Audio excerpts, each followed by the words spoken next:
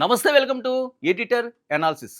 America సైనికులు బందీలు, high టెన్షన్లో Trump.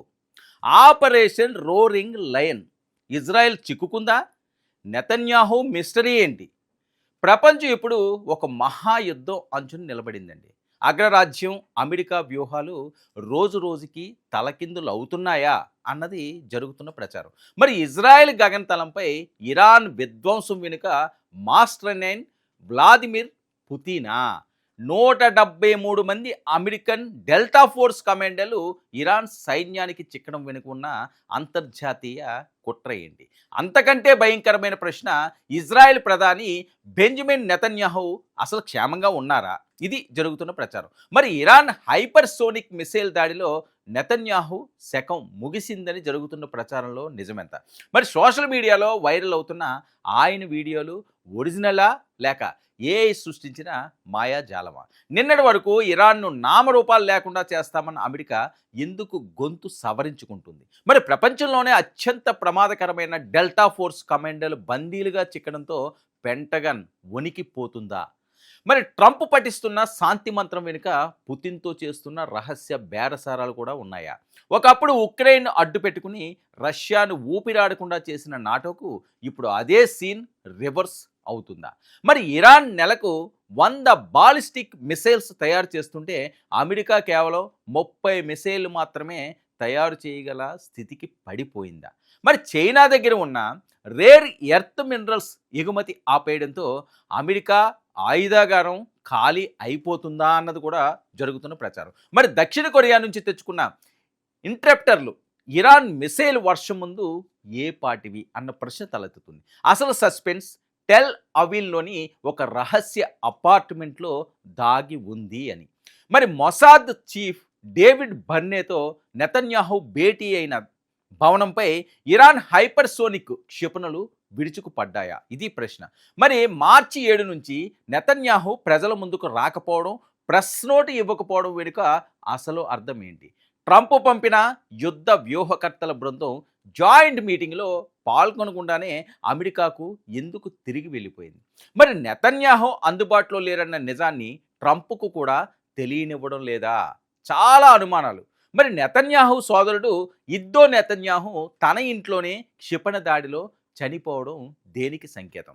American treasury secretary Scott Bessent interview మధ్యలో తడబడడం వెనుక నెతన్యాహుపై దాడి విషయం తెలియడమేనా? ఒకటి కాదు, రెండు కాదు, వందల రకాల ప్రశ్నలు. మరి నెతన్యాహు లొకేషన్ను ఇరాన్ అంత ఖచ్చితంగా ఎలా గుర్తించగలిగింది?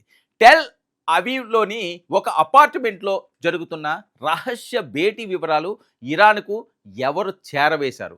మరి ఇరాన్ నుంచి వచ్చే క్షిపణులకు 9 నిమిషాల సమయం పడితే నెతన్యాహు అక్కడ ఉన్నారన్న సమాచారం నిమిషాల్లో ఎలా వెళ్ళింది?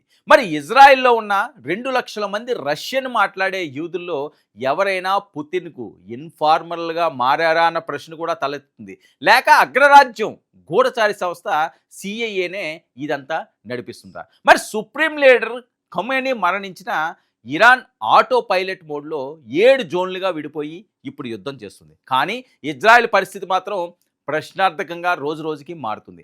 అమెరికా అడ్డుపడకపోతే ఇజ్రాయెల్ శ్మశానంగా మారేదన్న ట్రంప్ కామెంట్స్ దేనికి నిదర్శనం? మరి ఈ గ్లోబల్ వార్ థ్రిల్లర్లో తదుపరి సీన్ ఏంటి? నెతన్యాహు తిరిగి వస్తారా లేక చరిత్రలో కలిసిపోతారా? ఒకే ఒక ప్రశ్న అండి, ఒకే ఒక ఆలోచన, కానీ 100 రకాలుగా దానికి జవాబులు దొరుకుతున్నాయి. సరే, ఎవరికి నచ్చినట్టు వాళ్ళు జవాబులు రాసుకుంటున్నారు ఆ ప్రశ్నలకి. అసలు ఎవరున్నారు, ఎవరు పోయారు? అసలు ఈ యుద్ధం ఎటువైపు వెళ్తుంది? అసలు ఆగే పరిస్థితి ఉంటుందా? 3వ ప్రపంచ యుద్ధం వైపు అడుగులు వేస్తుందా? అసలు ట్రంప్ ఆలోచన ఏంటి? ఇజ్రాయెల్ ఏం చేయబోతుంది? ఇరాన్ ఎందుకు పట్టు వేయటం లేదు? ఇంకా తొడగొట్టే అంత శక్తి సామర్థ్యాలు ఉన్నాయి అంటే మరి ఆయనకి ఉత్తర కొరియా, రష్యా, చైనా మేమున్నాం, నువ్వు దూసుకుపో అని చెప్పి వెనక నుంచి వెన్నుదండుగా ఉన్నారా? ఇరాన్లో ఇంత ధైర్యం ఎక్కడి నుంచి వచ్చింది? ట్రంప్ స్వరం ఎందుకు మునుగుతుంది? పెంటగాన్లో అలజడి ఎందుకు చెలరేగుతుంది? ఇలాంటి చాలా ప్రశ్నలు ఉన్నాయి. ఈ యుద్ధం ఎటువైపు వెళ్తుందో ఎవ్వరికీ తెలియని పరిస్థితి. మరి పెద్దన పాత్ర పోసేది ఎవరు? ఈ యుద్ధాన్ని ఆపేది ఎవరు? ప్రపంచ యుద్ధం వైపు అడుగులు వేయకుండా ఎట్టి పరిస్థితుల్లోని కూడా దీన్ని ఎక్కడో దగ్గర ఫుల్ స్టాప్ పెట్టాల్సి ఉంది అంటున్నారు చాలామంది నిపుణులు, చాలామంది దేశాలు. మరి అది ఆగే పరిస్థితి ఉంటుందా? ఇరాన్ని ఆపేదెవరు? ట్రంప్ వ్యూహాలు ఎప్పటికైనా సరే ఆపుతారా? లేతే ఇంకా కొత్త వ్యూహాలతోటి ఇరాన్‌ని మట్టు పెడతామని జెప్పి తనదైన స్టైల్‌లో హెచ్చరికలు చేస్తారు. ఎందుకంటే అమెరికాలోనే అమెరికా సిటిజన్సే ట్రంప్ మీద వ్యతిరేకత వ్యక్తం చేస్తున్నారు. ఆందోళన చేస్తున్నారు. "నువ్వు ఆపు స్వామి, నిన్ను అధ్యక్షుడిగా ఎన్నుకున్నాం. చాలా పనులున్నాయి. దాని మీద దృష్టి పెట్టు. నువ్వు ఏదో దేశం మీద నీకు బలం ఉంది కదా! నువ్వు ఆధిపత్యం చేస్తే మేమిక్కడ మునిగిపోతున్నాం" అని చెప్పి టెన్షన్ పడే పరిస్థితి. ఒక్క ఇరాన్, అమెరికా మధ్య ఉన్న ఈ పోరు ప్రపంచ దేశాలు అన్నిటిని కూడా ఇబ్బందులకు గురి చేస్తున్నది. గ్యాస్ అంశాలు చూస్తున్నాం. రేపు ఫ్యూల్ ఏమవుతుందో తెలీదు. మార్కెట్లన్నీ కూడా పూర్తిగా కుప్పకూలిపోతున్నాయి. పేక మేడల్లో కూలిపోయే పరిస్థితి. ఎంతోమంది అమాయకుల ప్రాణాలు పోతున్నాయి. ఒకటి కాదు, రెండు కాదు, చాలా అంశాలు ఇందులో ముడిపడి ఉన్నాయి. మరి దీన్ని బ్రేక్ వేసేది ఎవరన్నది కాలమే నిర్ణయించాలి.